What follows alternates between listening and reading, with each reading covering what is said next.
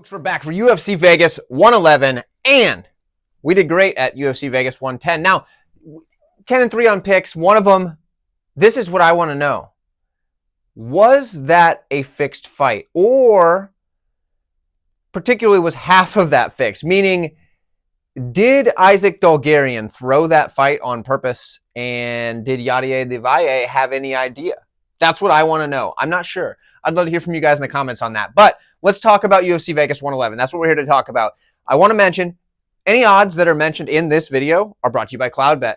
They've been a sponsor of the channel for a while now, and they are fantastic. They've been taking care of us. They've been doing great things. And if you're interested in getting any action going, check out the link in the description that links you right to CloudBet. There, if you use promo code 13GetMMA, you can get a sweet welcome package up to $2,500. It's a nice little bonus for you guys when you sign up with CloudBet and get some action going on the fights. So make sure you use that link. All of my other links are in the description of this video, and I'll see you in the first fight. Take a look at a middleweight matchup where both guys are trying to get their first UFC win. Robert Valentin, he comes in 2-3 in his last 5 fights, and this guy has had some rough matchmaking thus far in the UFC, but he hasn't done so well, and a lot of that is matchmaking, but, you know, the losing streak is hard to overcome. He takes on Jackson McVey, whose debut was... it was messy, right? So he's 4-1 in his last 5 fights. He's 6-1 in the career. His only loss being that loss to Bruno Ferreira. But he'd been scheduled for multiple opponents on multiple different weeks on short notice for all of them. And this is a guy that makes 185 pounds, and he's a pretty big dude for the weight class. So I do give him a little bit of grace in that loss to Ferreira, which I thought he looked okay given the circumstances, right? I mean, like I said, short notice, multiple different opponents on multiple different weeks, all of them short notice. Like, it's, you got to give him a little bit of a pass there. Kind of like you give Valentin a pass for losing to some darn good competition, right? I mean, he's fighting some of the guys that you're like, okay, I see why he got knocked out there. Okay, I see why he got wrestled there. You know what I mean? So it's, one of these guys got to get their first win. Let's look at him. But let's look at the odds first, because interestingly enough, a guy that's 0-3 in the UFC, Robert Valentin, is -156. You can see these odds over on CloudBet. The comeback for McVey is at +136, which is interesting to me. Now, I understand people are down on McVey because he got beat in the first round. What happened to Valentin? So, something to look at. That's all I'm saying. When we look at him, skill for skill, I think they're pretty comparable, right? They're pretty close. I think the odds are odd. If that makes sense. That's weird. But for McVey, he's a good striker. There's things I like about McVey. We don't know a ton. Like I said, he's had 7 pro fights, and a lot of them are pretty quick. But good striker, good knees and elbows. Like that a lot. Combinations, puts them together pretty well. Works the body even, especially with his knees. In the tie clinch, he uses his knees really well to work the body. He'll bring him up to the chin. Good grappler, really good submission arsenal, really quick on the chokes. Yes, he got out-grappled by Bruno Ferreira. Yeah, so would Valentin. You know what I mean? Dude starts fast, so does McVey, I mean. And for Valentin, there's a lot to like as well. On the Ultimate Fighter, the guy looked great. Good striking, really good power, good kicks, really dynamic attack, uses the elbows extremely well, things like that. But he doesn't like heavy pressure. That is something that messes him up. And McVey is a heavy pressure guy. I think I'm kind of leaning my pick out here a little bit too early, but anyway, for Valentin, he's a good grappler as well, right? He's got elbows in the ground and pound, really good at back takes once he gets the fight to the mat, good rear naked choke. He can sweep pretty well, but he doesn't have the best takedown defense.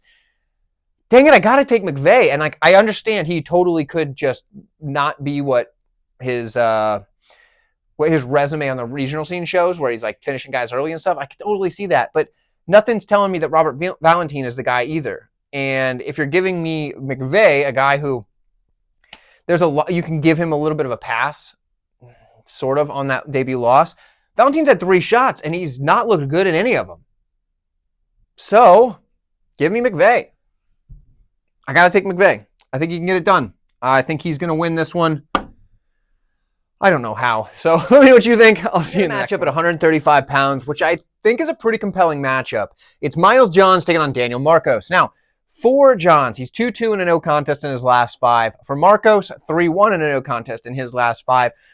Mixed results for both of these guys. Now let's start on the Marcos side, right? He's looked really good, or he's looked really good up until his fight with Montel Jackson. Now that fight, it wasn't bad. Like, it wasn't like he looked poor in that fight, but he kind of got away from, I think, what got him to the dance. And I think that's a problem for him, and hopefully for his sake, he's corrected course, right? Because in general, the guy's a solid striker. And in that fight, he kind of got away from the striking. He did okay but he really wanted to wrestle, and I don't think that was the best move because he's a better striker than he is grappler, in my opinion.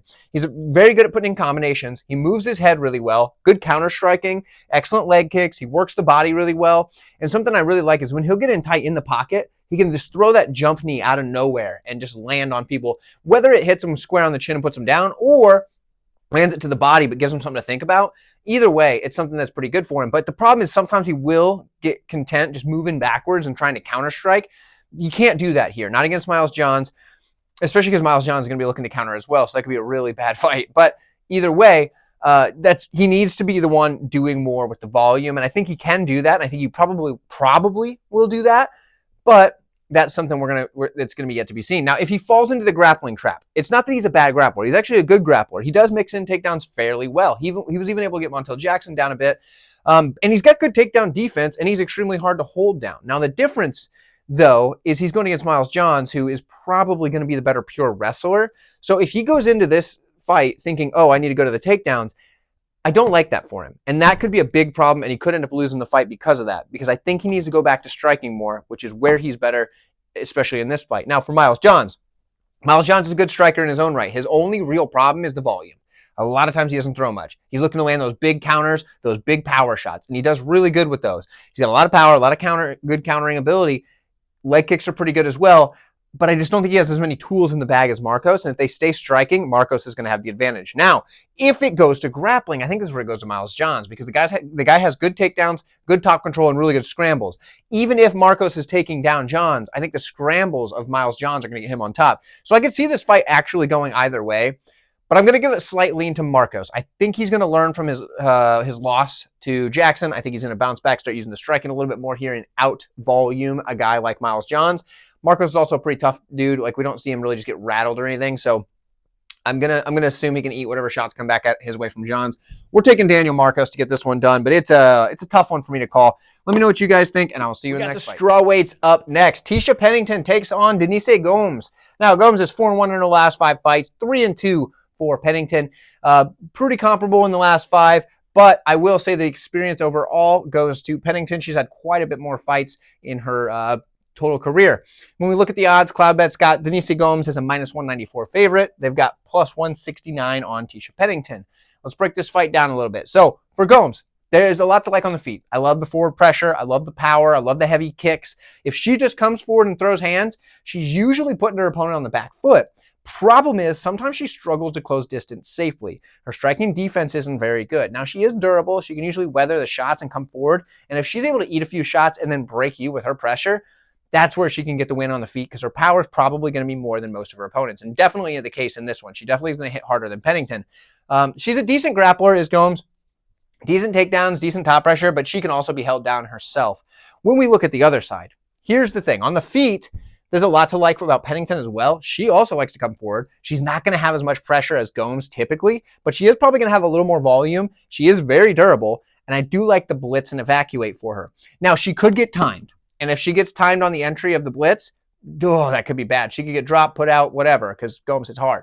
However, if she's able to time these blitzes right, she's able to come in, land her shots, and get back out and just keep the volume with that. And that's how she picks opponents apart for the win. She doesn't have much power, so she's not going to hurt her opponents in most cases, but she is typically able to land these shots and get away. It's just when she gets caught, that could totally sway around. She could be way up on the numbers, but her strikes aren't landing big, whereas Gomes is going to land one big power shot and put you down, especially if she catches you on an entry when you're already off balance, you're maybe on one foot, whatever it may be, and that could be what sways the round. But another thing I like for Pennington, grappling. I think she has an edge here. She's got good takedown defense. She's got good takedowns and good top pressure. If she gets on top, she's banking that round.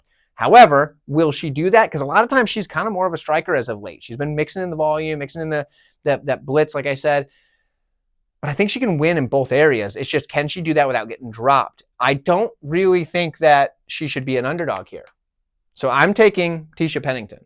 I think she gets this done. I think she should be the favorite. But I can also understand that there is the high risk of her just getting dropped and losing rounds that way. So I'm not saying she's a lock by any means, and none of the picks should be thought of that way. And that leads me to a pretty rough segue, but we're going to segue it into that. I've got 2 things that you can do to support the channel. outside of just liking the video, which I do appreciate. That's become a channel member or join the Patreon. Now, I want to tell you the difference between these because a lot of people seem to not know the difference. Maybe I haven't done a good job of explaining it. If you come to this channel to watch for like betting information or like my confidence on my picks and things like that, if that's what you're into, the Patreon's for you, right? Because over on Patreon, you can get my bets. I'm going to post them. I'm not a great bettor. I'm okay. Like I'm profitable technically, but not by a ton. Like you're not going to get rich following my bets. That shouldn't be a surprise. But I'm technically profitable, right? You're going to get my notes. You're going to get all these plus more typically. A lot of times I don't put all of my notes on the board. You're going to get that as well. But the thing that is probably the best is you're going to get my confidence ratings, because where I put a confidence rating, a number, a numerical value next to each pick that I make, because a lot of times in these videos, it comes off as if every pick is the same. It's not the case. Not all of them are the same confidence level. So you'll get that. And those are some things you'll get, as well as some other stuff. You get access to a group chat that is exclusive for Patreon members, all that stuff. There are a few tiers over there, but the highest that anybody really has any reason to sign up for is $9.99. So there is that. Now, with that said, there's also a channel membership. Now, a channel membership, if you are at this channel for the purposes of just watching my content for fun, you like fights, you like MMA, you don't care so much about the betting, or maybe you like that, but it's not your primary focus, that's cool. If you just want more content, you're going to get a little more like opinion pieces. You're going to get more MMA related content that isn't necessarily about betting by becoming a channel member. That's only $2.99 a month, and you just get access to some exclusive videos that you would not get otherwise. Mostly, it's videos that I wanted to put out, but I can't put out without hurting my overall analytics numbers, because if I put out a video that doesn't get as many views as one of these full card breakdowns, it kind of kills the channel a little bit. It takes away, it makes YouTube say, oh, this guy fell off because he put out a video that was about his opinion on referees, and his betting audience that watches these videos religiously does not care about this. So he gets 400 views instead of a couple of thousand views, and that kills the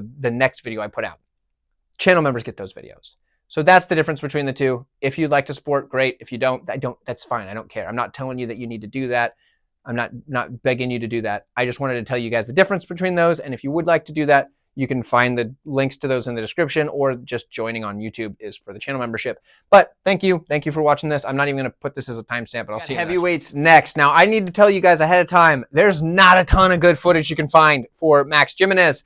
He is taking on Josh Hokit. Now, for Gimenis, I want to tell you now, you get like clips on Instagram. You can watch a lot of his grappling. He's a very accomplished jiu-jitsu player, but you can't watch a lot of his MMA fights, at least from what I've seen, and you can't watch them in full, at least from any reasonable viewing angle, right? There's a lot of like cell phone footage from way back type of thing, and it's bad, right? So we're doing our best, and I had to take some stuff from his grappling, from his jiu-jitsu, like Craig Jones Invitational, for example, things like that. So just bear with me on this one. Now, I'm going to break this down a little bit for you. We got Josh Hokit and Max Gimenis. Now, both of these guys have 6 wins in their career. There is a loss on the Gimenis side, but outside of that, they're really comparable as far as records go.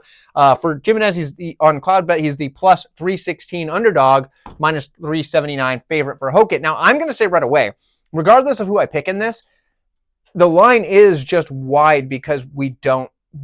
It might not look wide when it comes to the fight. Who knows? Maybe, I mean, either guy could look great, but based on what we know, it's almost nothing because we don't have a ton to go off of here, and we don't have a lot to go off of here. Like, neither guy's had a very long career, and neither guy has a ton of information about them out there. So just do with that information as you will. I recommend just watching this fight as a fan, but I know that's difficult for a lot of people. They want to get action down. That's okay. If you do that, just make sure you use the link in the description and promo code 138MMA. But for Max Gimenis, we're going to talk about his grappling. It looks solid. We saw him stuffing some takedowns against guys in jiu-jitsu even with really good wizard control. Like, he'll get that and just chuck them off. Good to see, Didn't really see much of it in MMA because, well, there just isn't videos. So, we're doing what I can. Does seem to have good top pressure, ability to advance position, and good ground and pound in MMA, because it seems like that's how he's getting his wins. But that's all I got. Sorry. On Hokit's side, decent striking with a jab. It's basically just his takedown threat sets up the fact that he can throw the hands, and you're worried about getting taken down. Now, I don't know if that's going to be the case here, because does Gimenis want to go to the ground with him? Maybe he does. Maybe. And I wouldn't blame him because he's a grappler. For Hokit, he's got solid grappling, though. Good takedowns. Doesn't really waste any time on the feet. Maybe this fight he should. I don't know. Hard to say. Good top pressure, and he advances position well. Yes, I am going to take Hokit because I do think that he's going to be the one dictating where the fight takes place. But I'm also I have to make a pick for the sake of the video, and that's why I'm picking Hokit. I don't have anything that really makes me feel good about it. So let me know what you think, and I'll see you in the women's bantamweight division, where Mayra Bueno Silva takes on Jacqueline Cavalcanti. Cavalcanti 5-0 in her last 5. She only's got 1 loss on the career. 1-3 and a no contest in the last 5 for Bueno Silva. Now, you could argue that the no contest shouldn't have been a no contest for taking some ADHD medicine. That's neither here nor there. If you wish to count that, she would be 2-3 in her last 5. She did get that win, and then it was overturned to a no contest. Now, let's talk about this matchup. But first, let's talk about the odds. Cloudbet has Cavalcanti as -258 favorite, plus 222 for MBS, or Mayra Bueno Silva.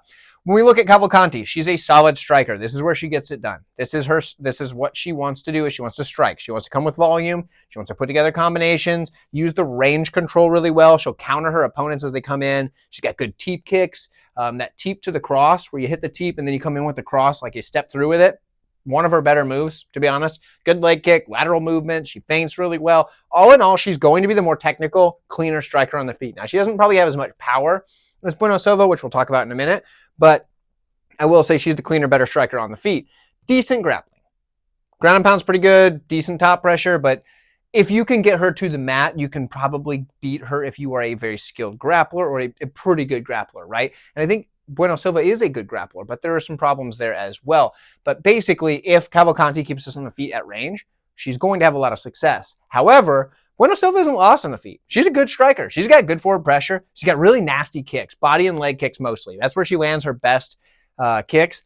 And I would say that her combinations are probably going to be a little nasty, a little more stink on them. You know what I mean? She's going to be swinging a little harder when she's throwing these shots, but I don't think she's as clean as Cavalcanti. So that could be the difference maker there. I will say Bueno Silva is a better grappler, but she struggles to get fights to the mat. Her open mat takedowns just aren't really there. She does have a really opportunistic ability to grab the neck on any exchange. It doesn't have to be on the mat necessarily. So she can grab your neck. She can go for a submission. She does have a lot of submissions in the arsenal, and she's extremely active from bottom. So if she ends up on bottom and, say, Cavalcanti decides to try to work some top pressure and some ground and pound, there's a real chance that Bueno Silva gets the sub from the bottom. However, I think more often than not, what happens is Cavalcanti picks her apart at range, just lands so many better shots, and is able to cruise to a decision, and that's what I'm going to take here. Cavalcanti gets that by cruising to decision, landing the better shots at range, and just controlling distance. I think she gets it done. Let me know what you think. Bantamweights next. We haven't seen them in a while. Adrian Yanez takes on Cristian Quenonez.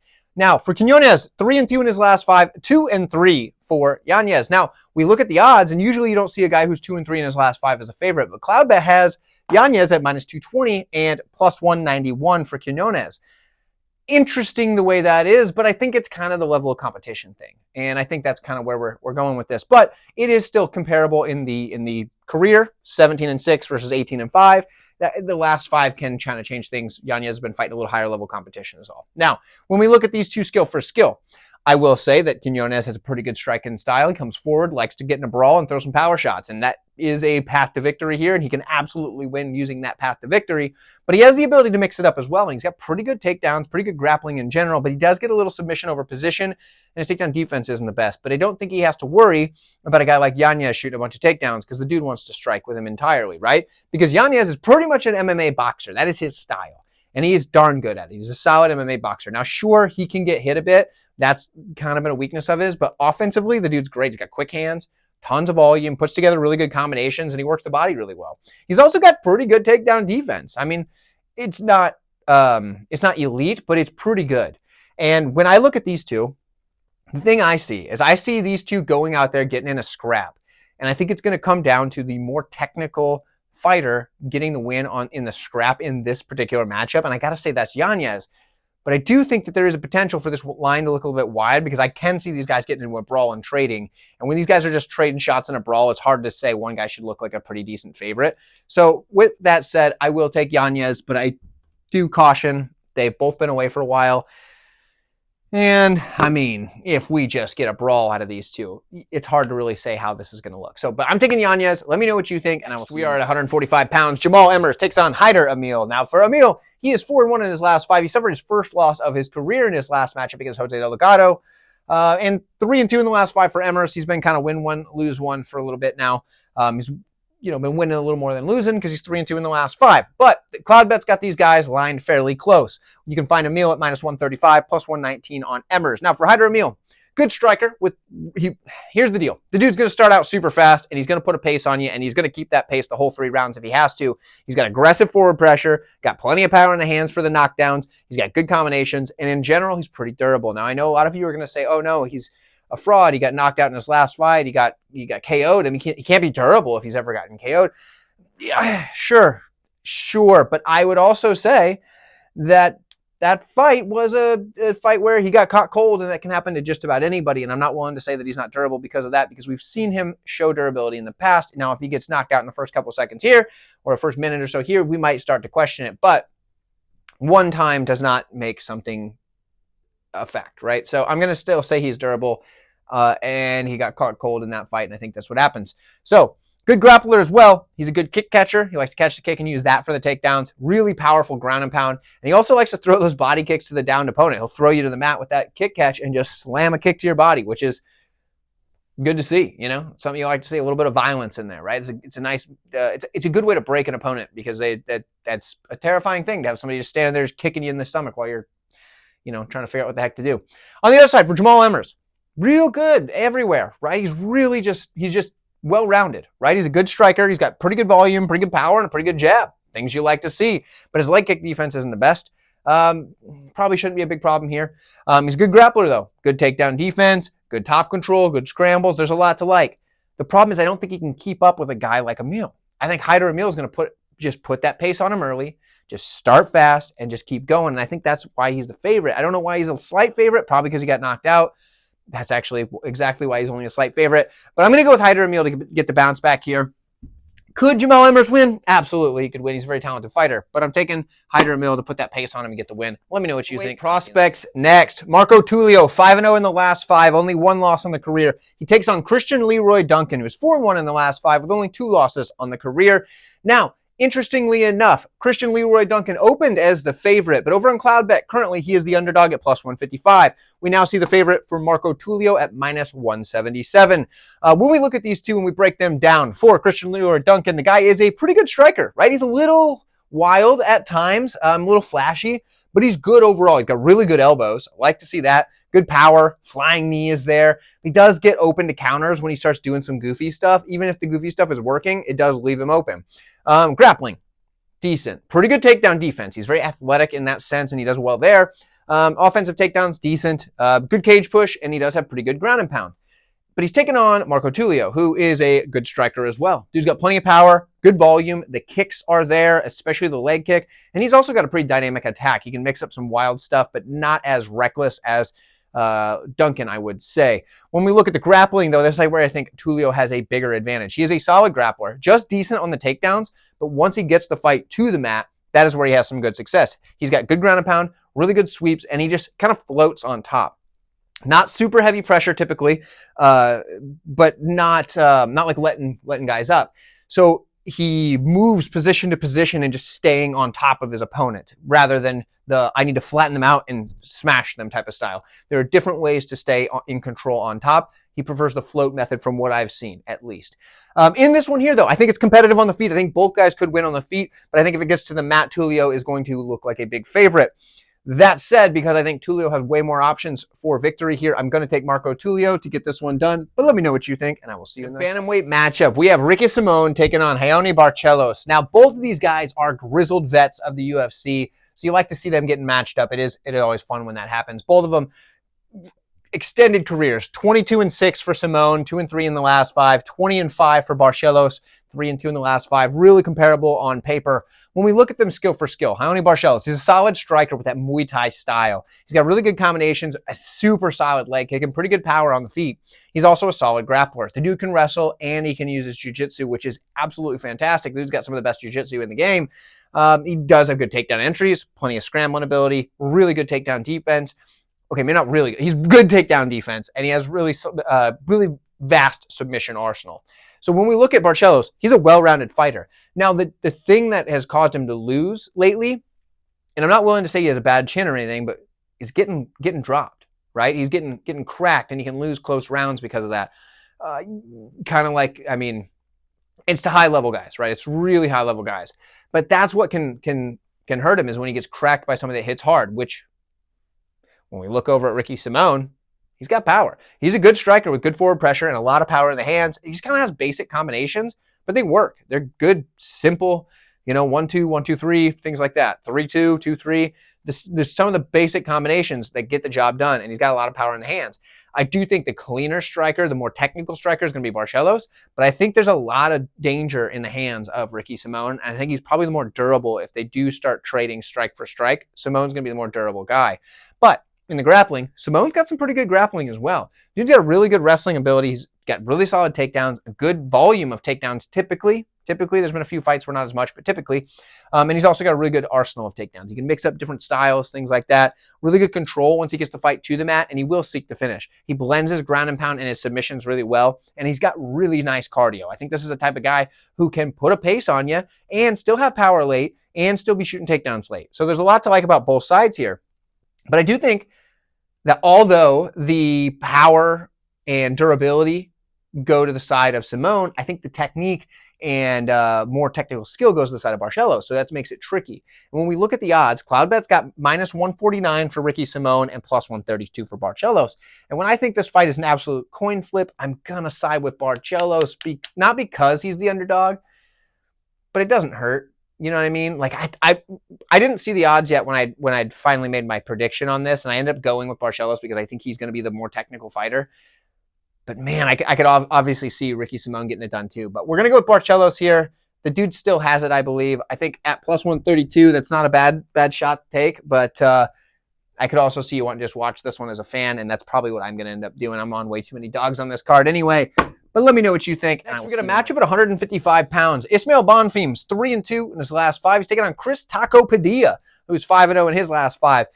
And Padilla's been nothing short of incredible since coming to the UFC. I'm pretty sure he's been an underdog in every single matchup, and he's undefeated in the UFC, which is wild. And you can get him again as an underdog. Cloudbet's got him at +168, and -192 is the return for Bonfim. Now, Padilla being an underdog again, let's start on his side. He's a good striker who works his jab really well. He works a lot of his offense just right off of that jab.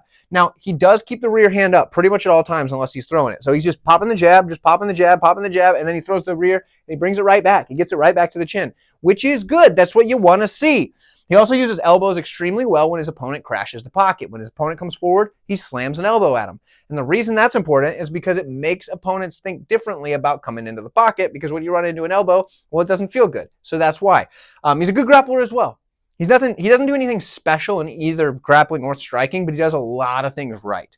He's got good cage push, good ground and pound. He goes right to the elbows. This dude's just like the guy that's like, okay, I need to do most damage possible. Elbows is what it is. Does right to it. Good body lock takedown. He's got pretty good top control as well. He likes to get to the half guard and just stay there, right? Because in MMA, half guard's a pretty good spot to be. Now, on the other side, Ismael Bonfim. I would say he's the better striker as far as technique and like better arsenal. That's not too crazy to say. Dude's got plenty of power, good combinations, good counter striking, excellent flying knee, and he works the body really well. There's a lot to like about the striking of Ismael Bonfim. That said, there's a lot to like about the grappling of Ismael Bonfim. The dude's got nasty ground and pound, pretty darn good takedown defense. He really makes opponents pay for failed takedowns. He'll attack submissions.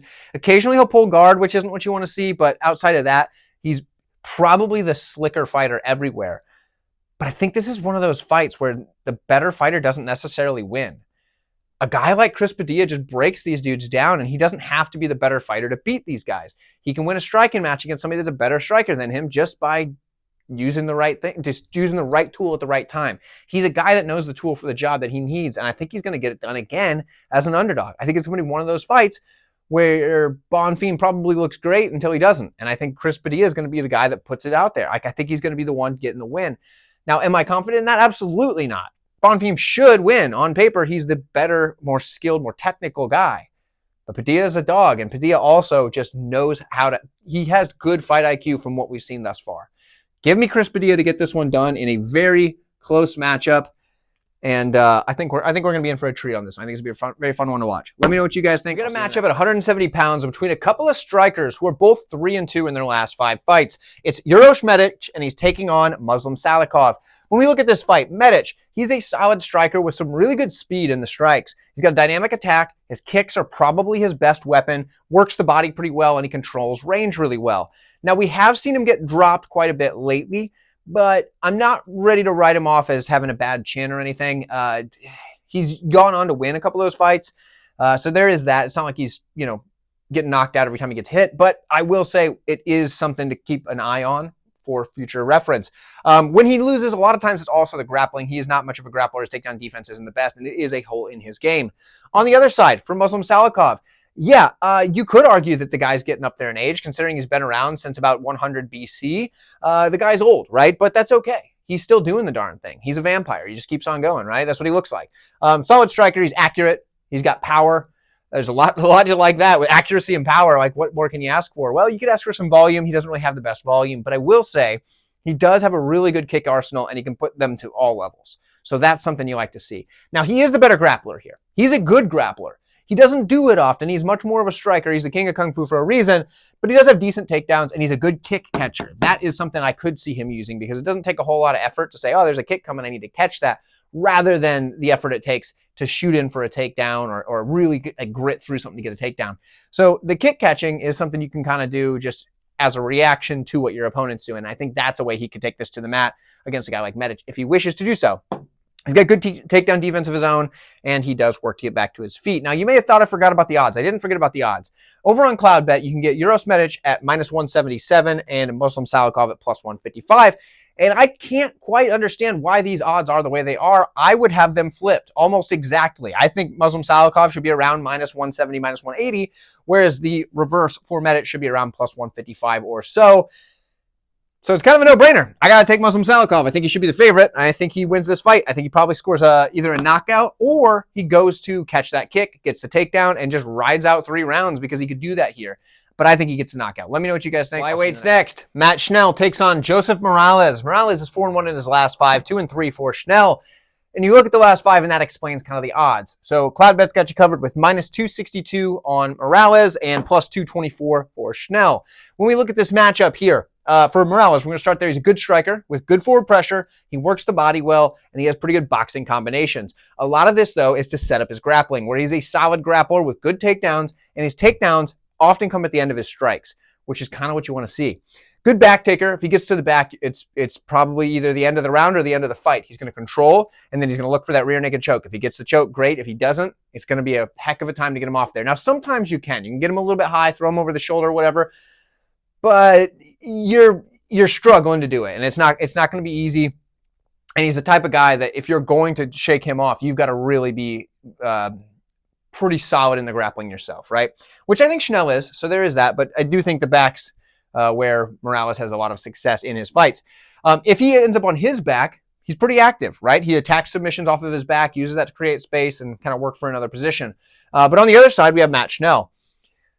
Matt Schnell. The guy's durability is obviously fading, but this dude has so much heart, right? Like the dude, when you knock him down, he's going to try everything he can to get back up and do what he needs to do. But sometimes you can only get knocked down so many times before your chin just stops working on you. So good striker offensively. He's got good combinations, good counter striking, good volume. But like I said, the durability isn't there anymore.